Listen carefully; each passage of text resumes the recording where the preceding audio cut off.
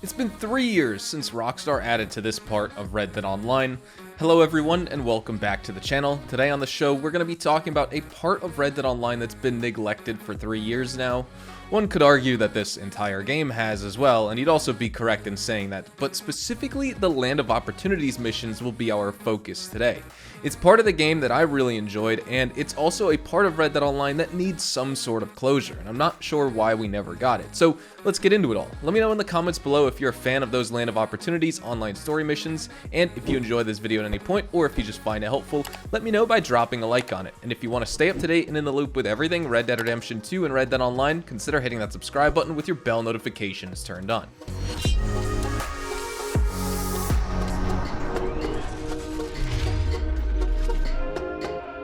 So what's up with these Land of Opportunity story missions? I mean, why am I giving it attention in today's video? Well, the last time we received any addition to this storyline was from the May 14th, 2019 spring update to Red Dead Online, which was the update that also officially brought Red Dead Online out of its beta state according to Rockstar. You know, the game was never officially in a beta in the sense of a true beta testing period, as the game version was always past 1.00, but at least to Rockstar, they were still working on weapon balancing, ability card reworking, experimenting with different mission design, etc. And so this was also pre-Frontier Pursuit, so there were no roles in the game just yet. What there was a shell of what the game is today in terms of player engagement with available content, a much smaller scope to the free roam, where all there really was to do was hunt animals and do stranger missions for basically zero pay at all because they didn't update the payouts yet and they were very minuscule. And then there was also the online story missions as the third part.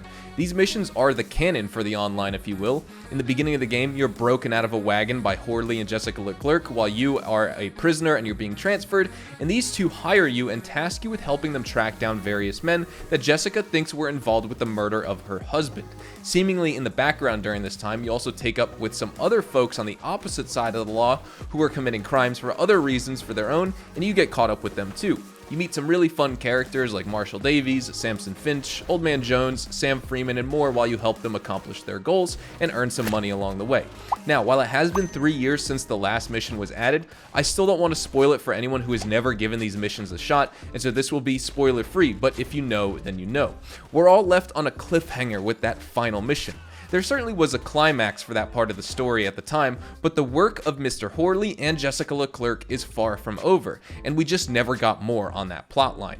Initially, I assumed it was because Rockstar was more interested in creating content which they could monetize, which they did when they started adding new roles like Bounty Hunter, Collector, Trader, Moonshiner, and Naturalist to the game, but then in July of 2021, we received the Blood Money update.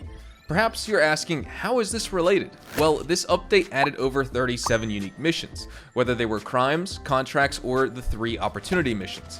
Now, of course, the Blood Money update wasn't received well by the community at all. We've talked about that so many times, but the point here is that it completely destroys my own theory for why Rockstar never added or continued to develop the Land of Opportunities plotline and narrative.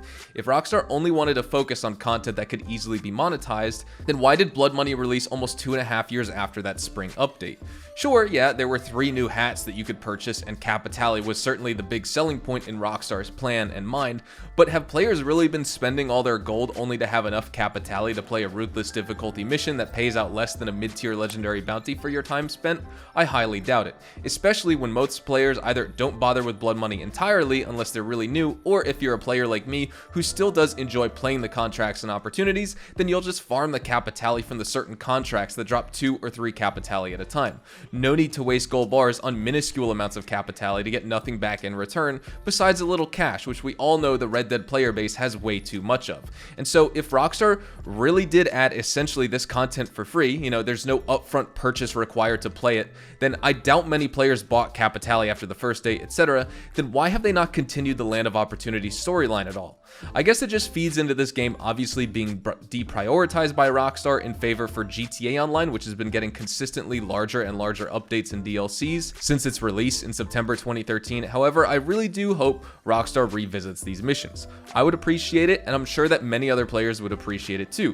And if Rockstar is so concerned with monetization, then there's a lot they can do here, as always. The spring update added several extra missions to the Land of Opportunity storyline, but they also brought in additional horses for purchase, new saddles, clothing, and more for players to spend their gold on, or in many cases, for players to spend their hard-earned real-life money on on to then fund the purchases of the new in-game items. Overall, it's just crazy to see Rockstar deprioritizing Red Dead Online seemingly because they aren't making enough money from it, where it's somehow worth it to them as a company to invest more in GTA Online, when the problem really lies in the fact that they haven't opened up any new doors recently to make more money with Red Dead Online. Sure, the roles worked for a bit, and that's why they added the Moonshiner after Frontier Pursuits, that's why they added Naturalist, and even the Bounty Hunters expansion, but then after that, Blood Money was such an odd and strange addition. They really need a plan to take Red Dead Online to the next level, in my opinion.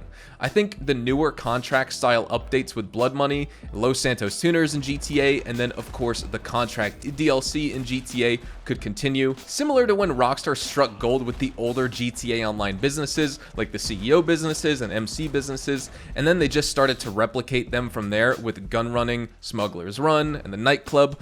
But just as Rockstar transitioned from these traditional grindy businesses to heist-focused content with the Doomsday Heist and Cayo Perico, etc., and the Diamond Casino Heist, and then now they're more on the contracts side with GTA Online, Red Dead Online players deserve the opportunity to transition from stranger missions and hunting like we did to roles, and then to the next thing like contract style robberies or heists or anything of that nature with lots of new things to purchase like we've been begging for so long. The ball really is in their court. Rockstar has the data on players to know our play styles, what we like, what content we engage with most, and they just need to act on it, and one day I really hope they do. It's far too early to call it quits with this game. 44 million Red Dead Redemption 2 copies sold as of this financial quarter for Take-Two Interactive completely negates any claim that Red Dead Online doesn't make enough money and isn't worth the investment for Rockstar or Take-Two. That's a potential player base of 44 million people that they're outright ignoring right now. The current player base, of course, is much smaller, but that's the case when they don't treat their live service game like a live service game. That would happen with any developer and any publisher. But what do you think? Do you think we'll ever see a wrap up to the Land of Opportunity story missions? Did you even play them? And if you did, what are your thoughts on them? I really enjoyed them and I would like to see more, and just because it's been over 3 years, I wanted to make this video to bring some attention to it, and maybe I'll do a stream of just going through all of them. With all that said though, that's all we have time for today, and we will be wrapping things up right here. Hopefully you all enjoyed the video today, and if you did, hopefully I earned your like on it. And of course, if you are new to my channel and you want to stay up to date with all the best Red Dead Online and Rockstar Games content, consider hitting that subscribe button so you don't miss out on a single thing we post here on the channel.